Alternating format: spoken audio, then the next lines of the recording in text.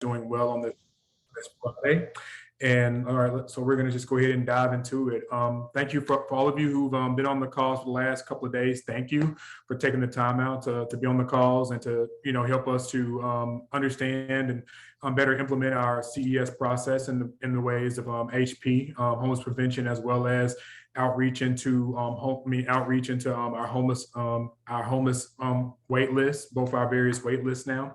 But now we're going to continue this conversation about client assignment and the housing process. And so again, this conversation is about us planning for the future of CES. All right. And so again, so the purpose of today's, I guess, essential virtual roundtable is, again, to review the proposed process of the assignment outlined in the policy, to kind of gather input from all of you, the stakeholders, concerning the process for assignments and housing for it, and then also just continue to develop our system for CES in the future. So, so these are things we want to make sure are happening within this conversation.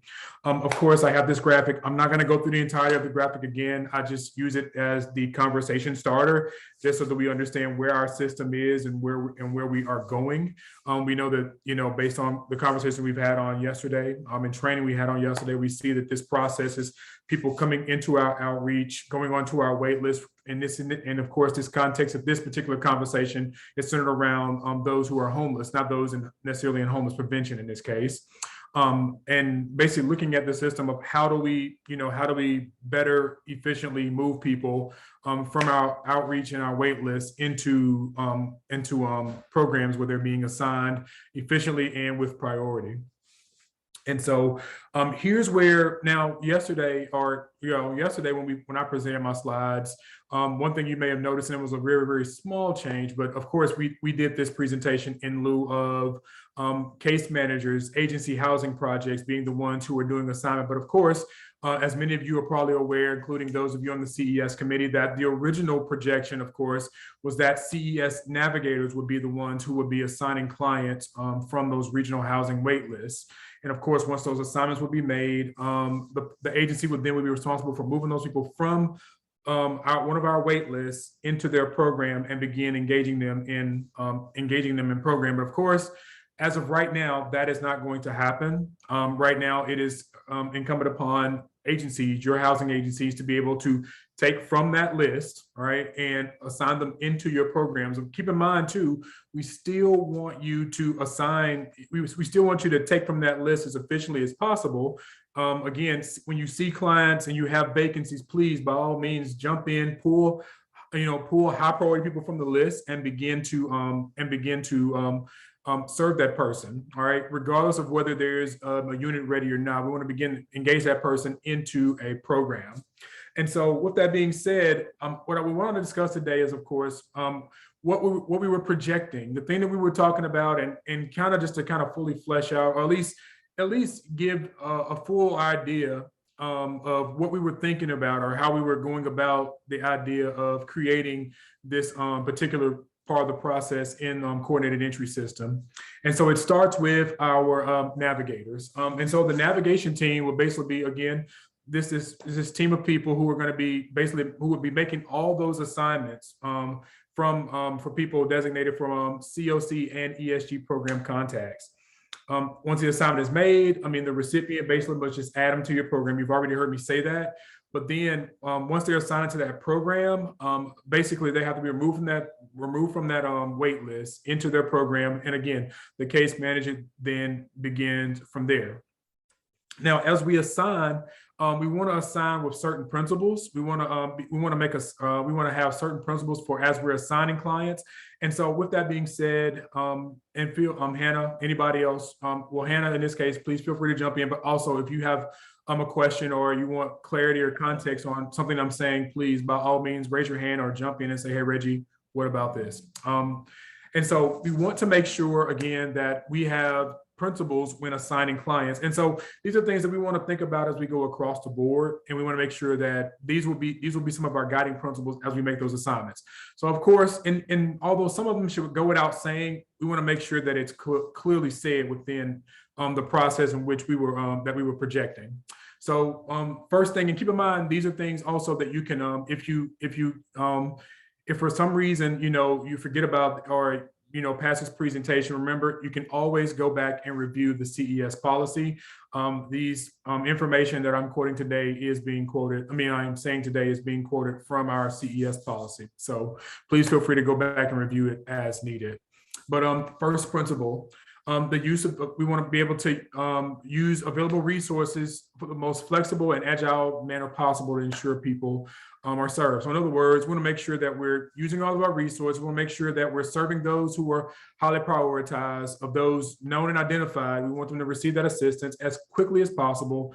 And we don't want to necessarily hold up for what would be considered necessarily a perfect match. We want to make sure that if there's somebody on the list who we know about that needs housing services, okay, we have this vacancy, let's move them to it. All right. Next, we want to make quick and repeated quick matches. Again, this is something you've heard us say over and over again when it comes to our in our outreach, is the idea that when we're doing outreach, we want to make sure that we continuously make efforts to basically ask somebody, if someone desires housing. And so our hope is to do that in the hopes that if we keep making those repeated making those quick and repeated offers, hopefully they will accept, and we will continue our process of ending homelessness in a more efficient manner. Also, using a balanced approach within the groups, within the housing resources. So of course, we want to make sure that all of our populations are accounted for, including those of all subpopulations. And we want to make sure that the access to matching and referral happens in a very efficient manner. And again, to the greatest, number 4, to the greatest extent possible, we want to make sure that we identify all the housing configurations that we can, because again, we want to make sure that we have all housing supports, all the things that we need to make sure that someone who is being matched to, assignment being matched to a program has a litany of housing options. And of course, we know that we have a lack of affordable housing within our state. However, we want to make sure that for all that we can fund, we want to make sure that we're able to identify it and use it to the best of our ability. I'm sorry that I have one repeat point in there where it says make repeated and quick matches, but we'll move past that and go to number 6. Number 6 is we want to make sure that we facilitate any adjustments and transfers within this system. So we want to make sure that if a person's housing choices change over time, we want to make sure that we move people to adjust for those changes and their needs. And so again, if someone needs permanent supportive housing, we want to make sure that they get such. If that is for whatever reason, for some reason that doesn't happen, we need to make sure that they're getting their housing needs met. Also, now this is a big one, but it comes with a lot of trust. The idea here would be in this principle to be to trust the CES navigators and the system staff to make the necessary operational management decisions about the matching. Okay, and I know that's probably where the biggest sticking point of people having questions and having concerns. And so with that being said, I'll tell you what. Let me stop right there. Is there anybody? I know we've probably heard a lot of different options about this, but just so we're all in the same room essentially now, virtually, and you're able to let that be heard. Is there anyone who wants to express that particular concern?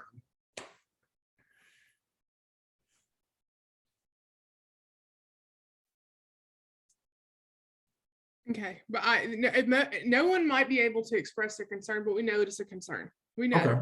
We just know because I've talked to multiple different agencies. I've talked to program directors. I've talked to them. It is a concern, especially in the 2 regions where we do not currently have a coordinated entry system navigator. So there would be some slight distrust of the process when their person's not even in place yet, not trained. They don't know them.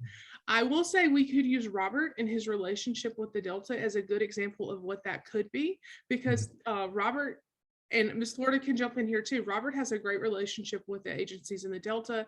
He communicates with them quite often, the same in the Northeast, but I know he's located in the Northeast. So I just want to make sure that even across geographical regions and locations and things like that, he has a great relationship with both of those regions. He's very involved. He works their wait list. He talks to them about clients. At this point in time, they would probably trust him to make assignments to their agencies, to their housing programs. But our agencies across the rest of the state, they're not there just because we don't have the staff in place. And that means that Reggie would have to make all of the assignments in the East Central, Southwest, and Pine Belt region. That's one of the reasons we're not implementing this in March. Like, this assignment process is not going to be implemented. It's not going to be a requirement. This is why we're having this conversation. This is a future goal of our coordinated entry system, of our COC, but we have to have all of the pieces in place in order to do it. And one of the most important pieces is agency buy-in. So we want to make sure that you're comfortable with the process, that you support the process, and you trust the individuals that are assigning clients to your program. So that's why we're having this conversation. So I was express that. Reggie and Hannah, and I missed the question, the comment, but I think I understand what it is. One of the things that, and this may be an added on to that, is that some of the, especially the facility-based housing programs, and I'm not sure how many other ones we have in the state, we have, I don't know that the CES navigator could make the determination whether someone is appropriate for that program or not. Mhm. So, at any point, no matter how much we trust them. So I worry about, there are some really specific things about, you get 2 dismissals a year and all that kind of stuff, but, or you don't get counted. And I'm a, how shall I say this, competitive person, and want for us to get whatever counted means. I want to be counted every time we can. So if there are people who are assigned to our programs, but either do not fit within the program, or are unable to, for example, do what they would ADLs, how are we going to be judged on that? No, there's flexibility there. We know that you have a unique program in the fact that you're facility based. You also work with a subpopulation. So there's some flexibility there. So we would still like to make assignments to your program if you have availability and if the client is eligible and appropriate for that program.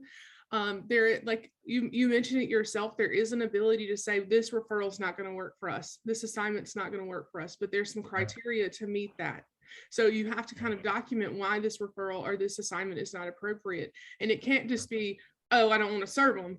And I know you wouldn't do that, but I'm just want to make sure that the reason the assignment is being rejected is based on an issue that you can't meet their need, not that they're difficult to serve or they have other external issues or, external issues that would need to be addressed for them to be housed. So there is some accommodation there. Go ahead, Reggie. And I'm about to say, and Kathy, one of the things that we were mentioning even in the policy is that of course, for us to be able to make those assignments, especially to a permanent supportive housing program, will really be to understand the criteria and eligibility for your program. And so really that really comes from a conversation or, a conversation between like someone like me and your housing staff to understand as we're looking through the list, okay, what is your program eligibility criteria? And so as we're going, and of course, we may not be able to make the totality of that admission. So like, for instance, like if I send you somebody and they just don't meet the criteria for your program, totally understandable why you would send that back, of course. Okay. But I just want to make sure that, if we are, I think it would probably more so be a conversation or us making sure that we have your program eligibility guidelines to understand that as we're going through this list and we're seeing the possibility of eligible participants, when we look at that person, this seems like this fits, but that needs to be a conversation of us understanding your eligibility criteria for your program to really make that go on. And Reggie, we've been hanging out for a long time, so I trust you implicitly, and I hear you. have that navigator have the same relationship. Mm-hmm. And also there's some external things that we need to think about, like for one-to-one, for example, we can't have a sex offender, right? Mm-hmm. Because we're in direct proximity to an elementary school. Yeah, exactly. That's a great example. That's a great example. And one thing I just want to put into perspective, though, the vast majority of the housing in our COC is rapid rehousing, and it's very different. PSH and rapid rehousing are very different. So I just want to make sure that the majority of the housing that we would be focusing on for assignments would be under rapid rehousing. There's more funding under rapid rehousing. There's more units, like unit availability under rapid rehousing, more units are funded. So just make sure, I'm going to put that out there as well.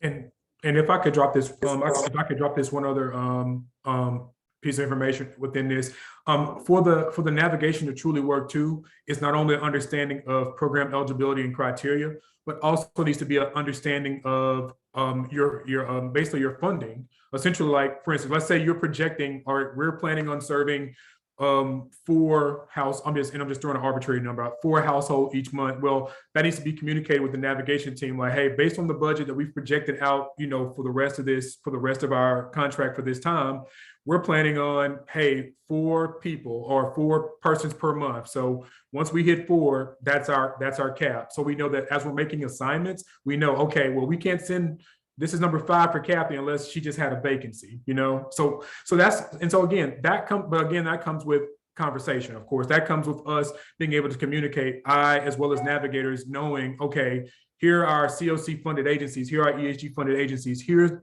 are their budgets, and here's how much they're projecting that they'll be able to serve a month. So when we're going through those assignments, we can clearly see, all right, here's what we, here's who we can send people to. And so I just wanted to throw that out there as well. Like, of course, I know that won't be necessarily perfection, and there won't necessarily be perfection in that. However, there are factors that we are looking to use in regards to making sure that we're not just looking at a list and going, okay, just send them there and just tell them they're responsible, or whatever the case may be. So I just wanted to add to that, Reggie, you've got to think about your utilization at the same time. yes, Your 4 households per month might work under ESG because that's a cumulative total. Your COC agencies, it is the goal for you to be 100% utilized at every quarter of your program. So it can't be, if you're only funded to serve 4 households, then you need to have 4 households in program. Yeah. Okay, so just keep your utilization for ESG and COC in mind because they're very different. Of the point in time utilization under COC and a cumulative utilization under ESG. So that's what we're here to help you with. We want to help you meet your utilization. We want you to spend your funding. We want you to serve clients. Like, that's the goal of this assignment process too. If you feel like you are not going to hit your goal for this month, or you're not going to hit your goal for this year, you're underutilized, you're not going to be able to spend all your ESG money, this is where this assignment process can really help. We can help you do that. We can help identify clients that you could serve and kind of help you through that housing process, because the CS navigators are also going to be assisting you in that housing process. They're going to be talking to you very regularly about the clients that are assigned to you. What barriers do you have in the housing process? What could we do as a COC or as a navigator to help you with that barrier? So it's not just, here's your client, go house them. They're also going to be assisting you through the housing process. So it's going to be like a shared responsibility. And that's what this really is. It's like making sure that all the agencies, including the COC, including the CS team, including HMIS, have a shared responsibility of housing the homeless individuals in our COC. So go back. I'm turning it back over to you, Reggie. I stopped my rant. No, it's okay. Kathy, I want to make sure that if that was a completion of your concern, or if you want to add more to that. Okay, good deal. Don't give me any more time. I'll come up with one. No worries. Listen, as it hits you, feel free to chat, or of course we can talk offline either way. So, but I just wanted to make sure I gave you plenty of space to do so. All right. Again, moving on to number 8. Of course, we want to strengthen partnerships. You've heard Hannah mention this in her I guess encouraging or resulting of Robert in this case, about how strengthening those partnerships and dialogue, and which is what I was really alluding to too, as well as I was addressing Kathy's, or at least trying to address Kathy's concern, was about how it's going to take us really all working together. It's going to have us having constant dialogue to understand. So, like for instance, when there are vacancies, there's only so much we can know. I mean, we can check HMIS and make some assumptions, but sometimes we just need to have a conversation. Said, hey, maybe you have somebody who's moving out, or maybe you have somebody who's moving out of your program. You're like, hey, we need to make sure we find somebody to fit, to come into that place, or we need to understand, hey, this is how much money we're spending, per, or how many clients, I'm not how much money we're spending, but how many clients we're bringing in per month. All that needs to be strengthening partnerships and dialogue. And of course, so that means us knowing the homeless system as well as us working with you to make sure that we have all the resources, or at least try to connect to all the resources available so that we can be accountable, transparent, and making sure that we're walking this thing together.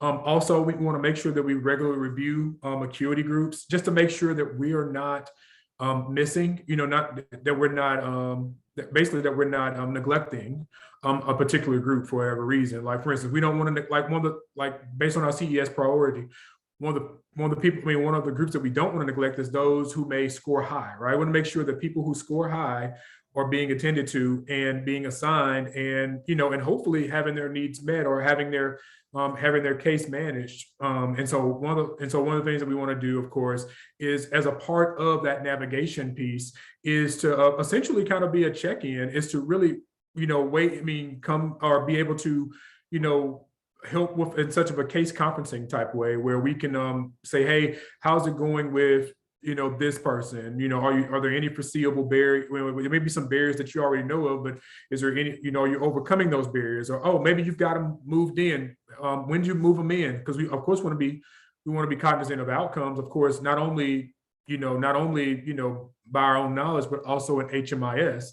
And so part of that communication and conversation between us may also be that we may, let's say that, like, for instance, one part of the CES job that we have to, I have to recognize, is having to be really connected with Bethany and the HMIS data analyst team. And so, let's say that there are not move-in dates, and let's say that there's missing data as being identified by NPRs. Well, part of our function as well would be to try to identify that, and if any way we can, make sure that we follow up with that to make sure that, hey, that is being put in, or hey, we heard you talk about you moved this person in, but we didn't see a move-in date within HMIS. We want to make sure to we want to be a helpful hand. We want to be people who come alongside you to help make sure that all the good work that you're doing is being, not only accurate portrayed in our community, but also within our data as we submit, as we go in for various funding recognitions, of course, including HUD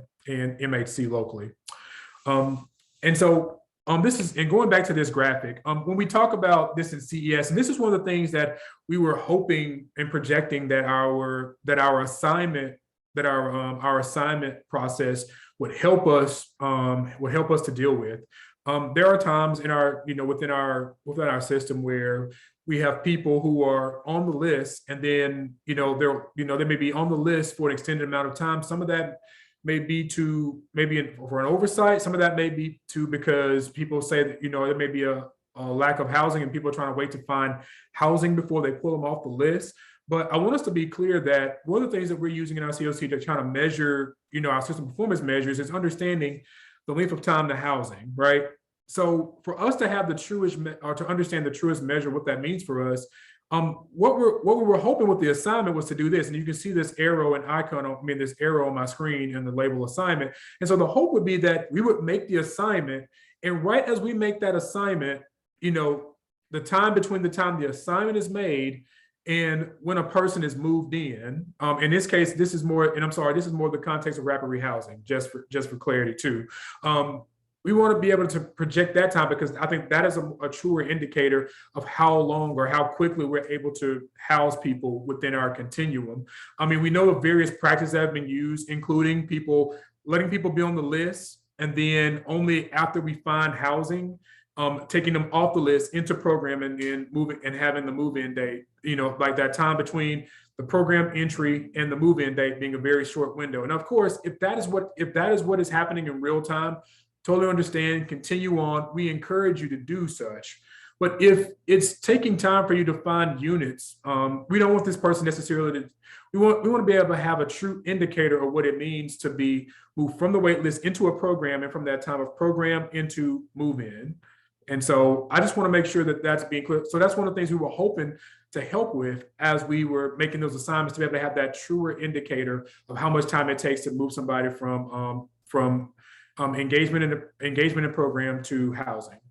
And I just want to make one more point, Reggie. Mm-hmm. If you do not go ahead and add people into your program from the wait list and you've already started the housing process, it can create unnecessary chaos, because if they're still on the wait list, it looks like the client is free and available for another agency to engage with. So if someone's sitting on the wait list, it's free game to anybody that has a housing unit available or has like a unit available to serve, like has a availability in their program. So they could also go and engage that client and say, hey, we'd like to house you. And then you've got two agencies engaging with the same client, when it could have been very easily, if the first agency had just removed them from the wait list the moment they knew that they were going to start the housing process with the client. I always say, if you're already talking to a client about finding a landlord or going and looking for units, they're already your client, and you just need to go ahead and add them into your program. Do not let them sit on the wait list. We've been multiple times. How do we, and I know that when you have multiple ESG or other programs, this could happen. We have clients that go back and forth. Do you think that this will, I don't know that it will eliminate them talking to both of us, but how do you hope that this will help this process? You or Reggie, question mark. 100%. Yes. Yeah. And so our hope would be, of course, between this process, as well as continuing case conferencing, or dialogue between us and the agency, that would help to essentially help to alleviate that. Because again, if one assignment is being made, then, and keep in mind that, and this is from my context, if an assignment is being made and I'm tracking all the assignments made, like it should trigger a warning for me to go, wait a minute, we've seen this name and and I recently assigned this person to this program. So now they're re-engaging. And so of course that would give me a pause to go or at least to have a conversation with the maybe the second agency, second and the first agency, actually, to say, hey, for whatever, or especially the second agent who's trying to engage this person, like, hey, we found this person saying that they wanted to be serviced within your agency. However, we had already assigned them in a previous time to, I don't mean like a past assignment like months ago when they disappeared. I mean, like recently we assigned this person to a program, and so they're supposed to be engaged by this program. And the good thing too is that if we do assign a client and they just disappear, we can take them out of your program. We can put them back in outreach. We can put them on the follow-up wait list. We won't put them back on the housing wait list, because if they disappeared and we haven't seen him for 3 months, he doesn't need to be on the housing wait list. They could be put on the follow-up wait list. So if and when they do show back up and we're able to reestablish and reconfirm their homelessness and they want to re-engage in housing, they'll go back to the housing wait list. And also, this is, I'm not sure if anybody was going to ask this question necessarily, but let's say that you have a client who, for whatever reason, and I was going to probably get to it in my presentation at some point, but what if a client comes to, but let's say a client's being assigned to an agency, and for whatever reason, they have decided they just don't want to be housed by this agency. Well, we do have measures, or we do have policy guiding client autonomy. We want to make sure that clients are being served. We also want to make sure that, now we're not saying that they can come on and just request, oh, I want to work with this person. But let's say for whatever reason they've had some interaction or whatever the case may be, and they decide, hey, for whatever reason, I don't want to work with this agency for whatever history or whatever the case may be. Well, they can come back, and the agency can come back and say, hey, well, because of this happened. However, we want to keep that, of course, to be something that's infrequent, but we want to make sure we honor client autonomy too. But so because one of the guiding principles of coordinated entry is supposed to be client autonomy, the client wanting to be housed, the client desiring to be a part of their case management and want to be a part of their stability in that sense.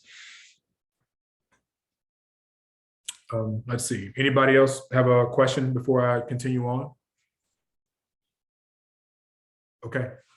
All right. And so as I move forward, so now I'm going to talk a little bit more about, and I think we're already there. We've already been kind of jumping into it already, but a little bit more about CES assignments. We've already talked about the guiding principles of the assignments.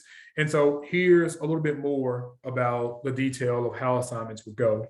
Again, we would use this collaborative process. So this is not, so essentially, like when we talk about the CES navigators and the collaborative process really is I mean, not only with you and with us, understanding your program and your eligibility and your criteria, but it's also a collaborative between I and the navigators about who's being matched. I mean, about the matching of, who, where, and making sure that it's an appropriate housing resource within the bounds of state that we can make sure that we point people to.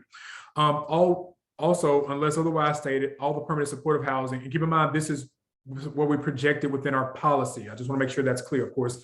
Unless otherwise designated, all the permanent supportive housing, rapid rehousing vacancies will be filled through the CES matching process. Okay, so, and then again, also the coordinated entry system director will record all the assignments. And keep in mind, when I say record all the assignments, this is me keeping a record of all assignments in one specific place, just to know we made this assignment to this agency on this time. And we also would keep various other data points, like for instance, move-in dates, or when the date the assignment was made, notes on their particular care or their particular case as we're going forward. Because again, this is going to be a continuous conversation, making sure that people are getting what they need within the context of our system.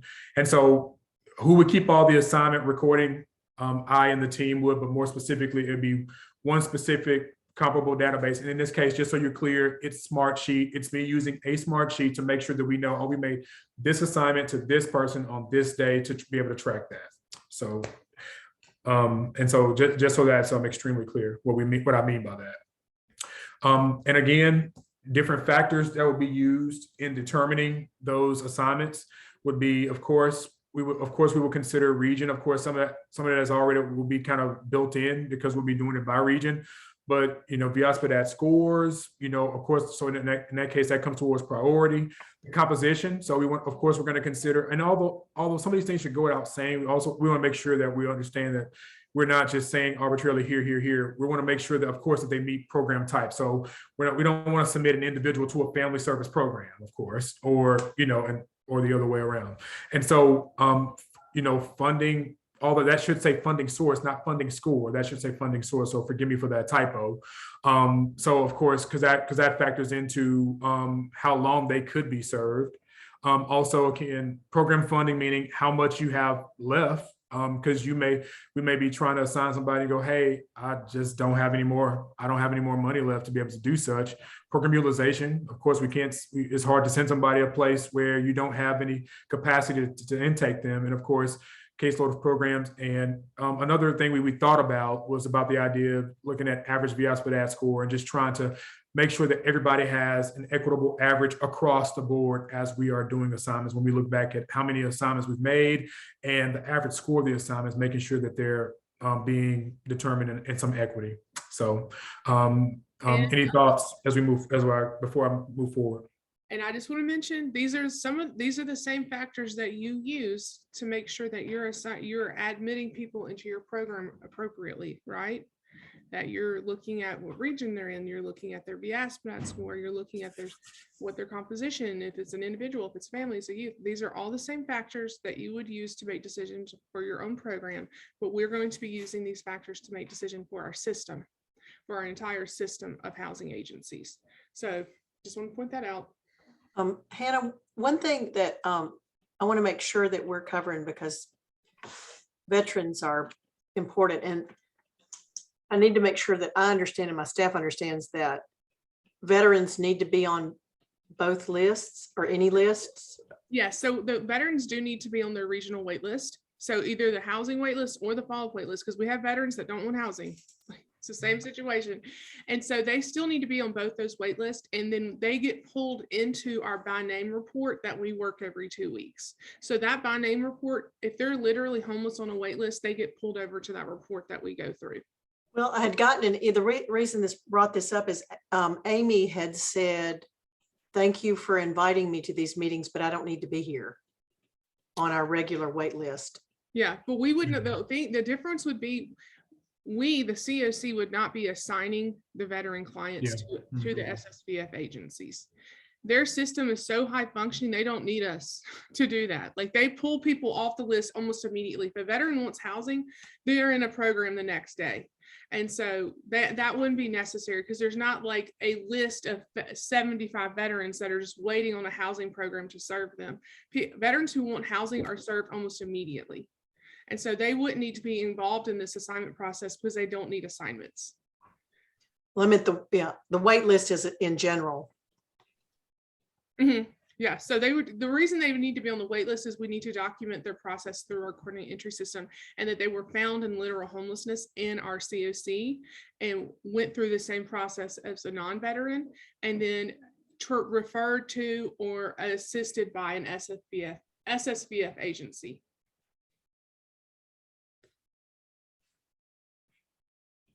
Okay. All right. And so of course, again, we've talked about assignments, we talked about some of the principles from assign, we talked about some of the factors that we're using to assign. And so then we have to move forward to the idea of matching. And so what we would do is this, so when we look at matching, of course, when we refer to matching in the context of the CES policy, we're talking about our assignments being made to an agency program. And I know that one of the things that we spend a lot of time trying to perfect, or at least trying to be at least consistent on, is language across the policy to make sure that we didn't use certain words here and not here. So matching is the idea of us actually making the actual assignment to you. Like, yes, I'm assigning, but yes, we're making a match, meaning you being put into a program. And so again, the navigator team and I will review the assessment results and connect clients to those vacancies. When a program has a vacancies, we want them to communicate it as soon as they can, preferably in 24 to 48 hours, because we want to make sure that when we make that next go round of assignments, we want to make sure that we know what's available out there, so we're not making assignments into places where there is not one.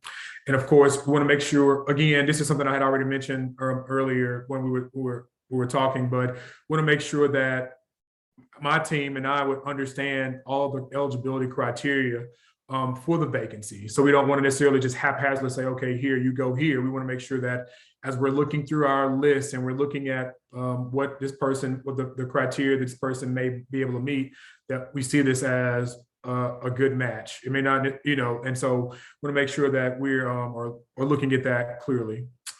Okay. Also, I'm sorry, go ahead. I'm so sorry. It's about 10:40. I want to be respectful of everyone's time. Mhm. So does everybody understand the matching process and availability and everything on how we'd actually make the matches? So we can kind of be more expedient with our time and get to what our ask is. What is our ask from the point of the COC and the CES? What's our ask of you today? So does anybody have a question about matching or availability, or if we assign someone that you're unable to serve, or the client refuses to be served by your agency? Do you have any questions about that? Is it pretty clear, pretty explanatory? If not, Reggie, if we could kind of move further into the presentation to get where are we going with this? Okay. And keep in mind, the other thing I was going to talk about next was about what it means to decline assignment versus rejected assignments. And I think some of you have already alluded to, I guess, some of the understanding of that. But if you feel that there's no need to go to that, I just want to reiterate about project enrollment or project participation. One of the things that we've, kind of hammered in on was about the idea of agencies being able to take people from the list. So keep in mind, we want people to take, a substantial amount of people from our coordinated entry, assuming that we have this list of people who are who we identified as homeless. We want to make sure that people are being served through our system, or else there's no need for the system, of course. And so with that being said, again, we said it before, we will say it again, 95% of those project entries need to originate from the coordinated entry system. Of course, this is not just simply an arbitrary number. This is something that we've looked at from our HUD rating and ranking tool process. It is an exact criteria in the funding, in the rating and ranking of those who go in for COC funding. And so with that being said, of course, it allows for a small percentage of project entries to be documented by need. If they just, if we just think that those people need to go around and be, and to, get past, to get to the housing step without going through that needs to be documented. That needs to be communicated to me, and that needs to be well documented with need and verification. So any thoughts, questions? I know we said that multiple times. I'm sure that's probably one of the lasting things people probably remember.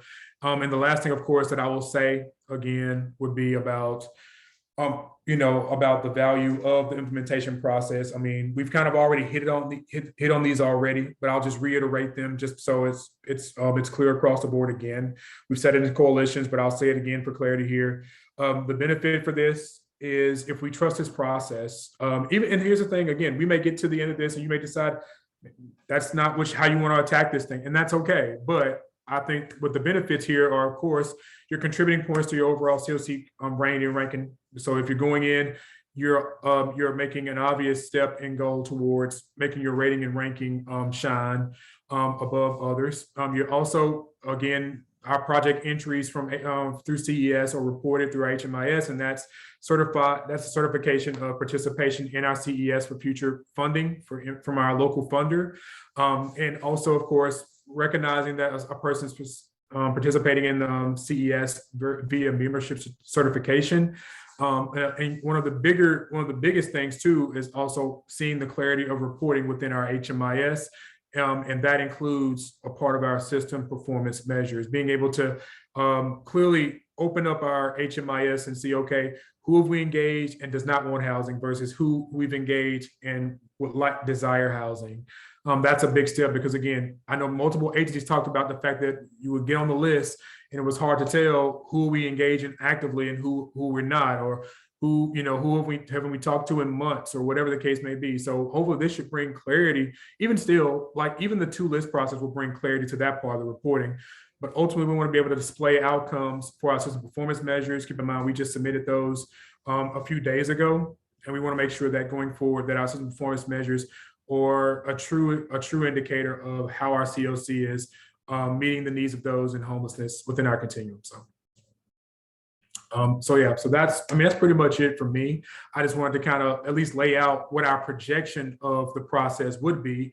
But again, now comes the part of you sharing. We've already been sharing maybe concerns, and it should say concerns of assignment, but also there may be other ideas, maybe other thoughts that may come to mind where you want to address that concern or talk about, is it beneficial? Is it not? What would you rather do?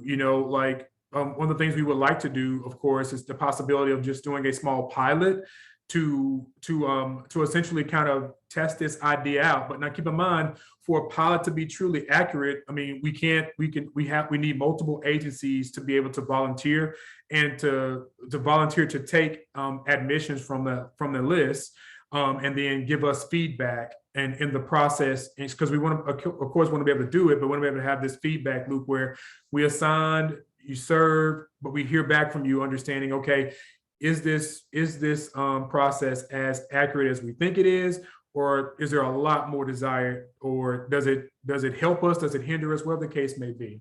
And so, Hannah, any other questions that you'd like to throw out there concerning the process, about the need to do a pilot or anything else in this regard? Yeah, so I just want to address a concern that I've heard too, is that agencies were worried that the assignment process would slow down their housing progress. That agencies, especially agencies that are funded for more units, that have more like variety of funding sources, that this would slow down their housing progress. So Reggie, will you please address that concern and how that is not the goal? The goal is not for us to tie your hands and not let you house people that you need to house, but really to make to focus on that shared responsibility and that prioritization. Yep. And just to add more to this, keep in mind that we understand that right now, especially in this time in our continuum's life, there's a lot more funding out there to be able to try to house homeless individuals. And so we understand how, so I get it. So I get how, because again, in the projection, we wanted to make weekly assignments. And we were thinking weekly simply because we just didn't want to inundate day after day after day. You feel like there's this constant stream and you're not able to either catch up or stay abreast of what's going on. And so keep in mind that we're trying to build this system really for a time past when we have a lot of COVID funding. And so, but again, we're not trying to slow things down. I think there's a case to be made that maybe it's something that it may not be something we can do, like we may not be able to do it right now because we need to make sure that we're spending all of the funding we can in an expedient amount of time. But I'm thinking about, okay, let's say if there comes a time, we're thinking there will come a time when there isn't, you're not getting this extra however much to do, for because of COVID or whatever, to do this type of housing. And so then we're thinking, okay, well, if that's the case, then based on the projections of COC and ESG, you would kind of have a set amount of people you would be projecting you put in housing. And so this process is probably more so built around that smaller allotment, more so than you have this money, you have this kind of small window, I guess, so to speak, to spend it to be effective. So yeah. Okay, does anybody have any questions just about what's been discussed and what I would potentially like to see around like the pilot program? Ultimately, if we have agencies that are willing to work with us on the pilot program over the next 3 months, I would need more than one agency per region. So it can't just be one agency in one region that's willing to do this, because then we couldn't see how it would work with having all the available housing programs in the area participating. And if you can't fully commit to having all of your programming be through assignments, if you'll just let us do one, let us do two, let us do three, let's at least attempt an assignment to see how the process actually works. And it will really kind of influence where we go from here. Like if Sarah and Tupelo is like, okay, y'all can assign me one client. Or if Kathy, you and Jasmine and Pine Belt were like, okay, let's do a small pilot between ASC and Mute, and y'all can do 3 assignments each, just to kind of see how the process works. That's what I really would like to really like to focus on. And if we decide right now that we need to table this and come back in 3 months or come back into 6 months, we need to come after September 2022, because we know that's a deadline for a lot of the funding under ESG. Just let us know. That's what we're here to find out. Yeah. But again, we just want to build a system that helps us efficiently, effectively use what we've been tasked to, what we've been stewards over. And so, and again, we don't want to slow things down. We want to make sure that we make the necessary adjustments. And right now we understand that we're in a different time for funding. So we want to make sure we have make those necessary adjustments as needed.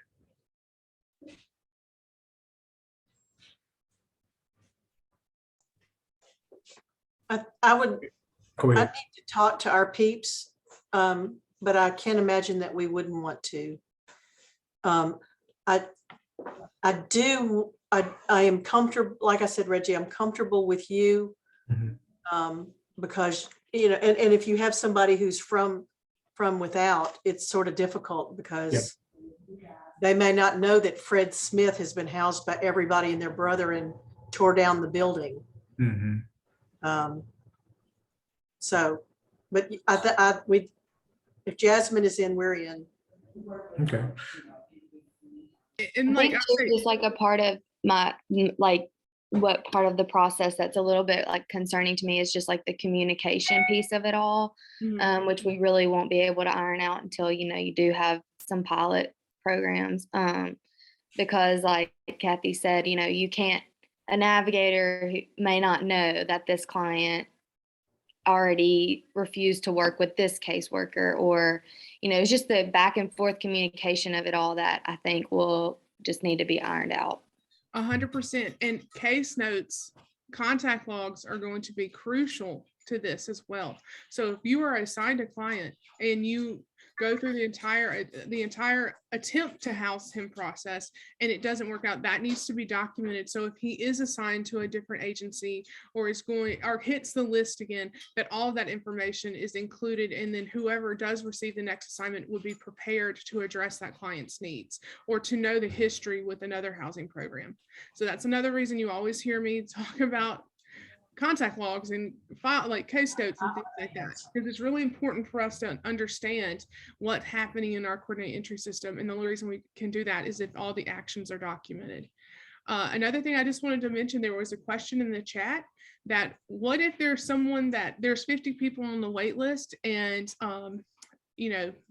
number 37 scores a 7 on their VSBAT and they're ready and willing to be housed. Well, if they're on the housing wait list, everyone between 1 and 37 would want to be housed. And apparently, if he's number 37, 1 through 36 have higher VSBAT scores and need to be assigned to an agency before number 37. So I just want to, that's why the beauty of the housing versus follow-up wait list. If they're on the housing wait list, then they want and desire to be housed.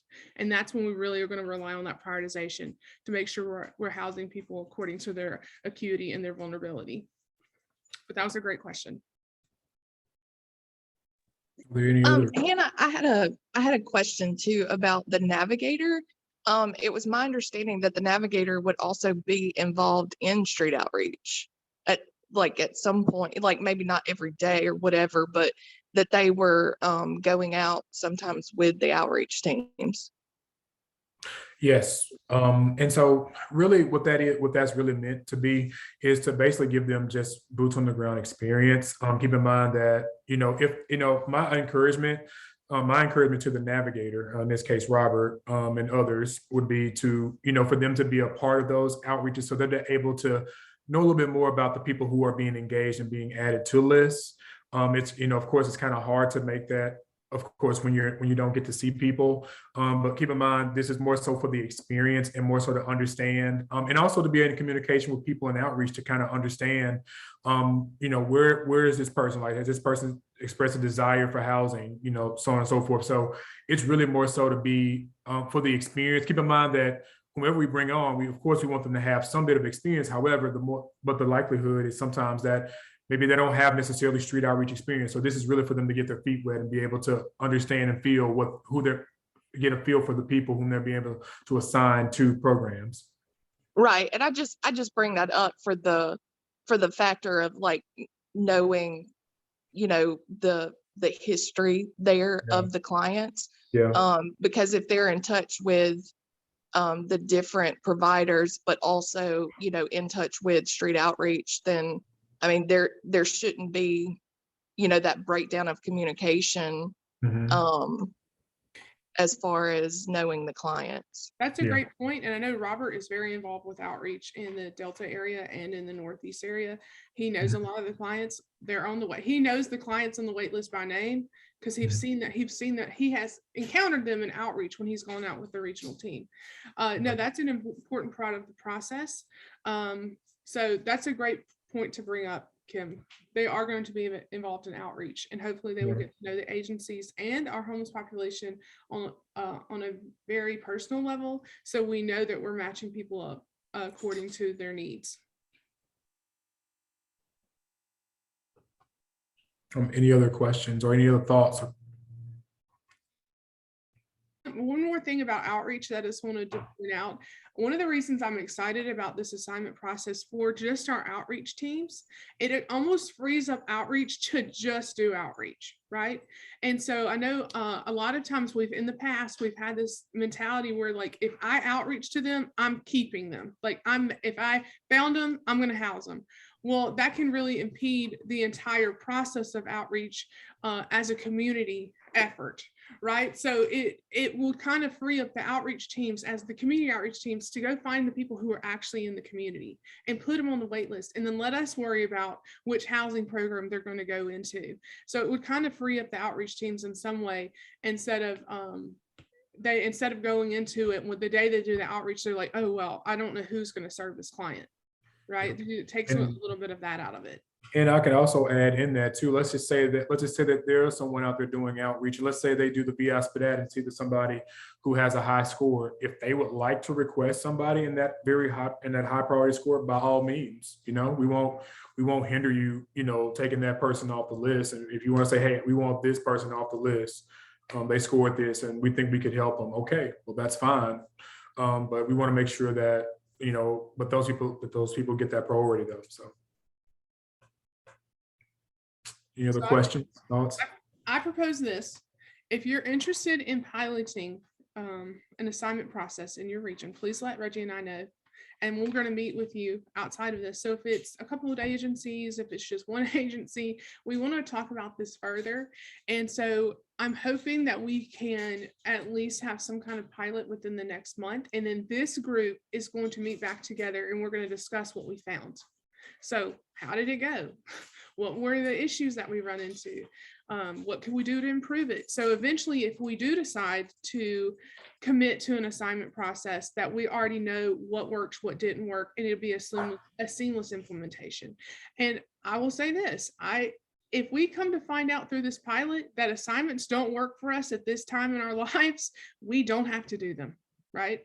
It's whatever works best for our COC and ultimately for our homeless community. So just keep that in mind. But we really would like to test it because we won't know unless we try. Okay. Does anyone else have any thoughts? All right, so Reggie will probably email all of you after the fact and then just touch base with you again to see if you're interested in working on a pilot. And Yes. if you are, he will set up a meeting between all the agencies in each region that are willing to participate and Yes. then go from there. That's it. But okay, well, if there are no other thoughts, well, thank you guys for taking the time to meet us, especially on a Friday morning. So my hope is that you would have a great weekend. But please feel free to reach out to me if you're interested in helping with the pilot. But other than that, you have a great weekend. Look forward to me following back up with you and look forward to seeing you online at some other time. Have a good one. Yeah, thank you, Reggie. And if anybody wants to Thank stay you. on, Reggie and I are here. If you want to stay on, you have any additional questions, we're still recording. If there are questions that need to be answered for the group, we'll record it too. Bye, y'all. Bye. Thank you. Let's see here. Reggie, will you stop your screen share? I'm sorry. I just like to see yes. everybody. I just like to see Gotcha. everybody's screens. Okay. I stopped it. Okay. Hi, Demetra. Hi, Danielle. Do y'all have any additional questions? Okay. Demetra left us. Danielle, are you still there? Oh, Danielle doesn't have a microphone. Did you have any? Put it in the chat if you have any questions, Danielle. If not, I'm going to probably end the meeting or remove you from the meeting because I need to talk to Reggie and Robert.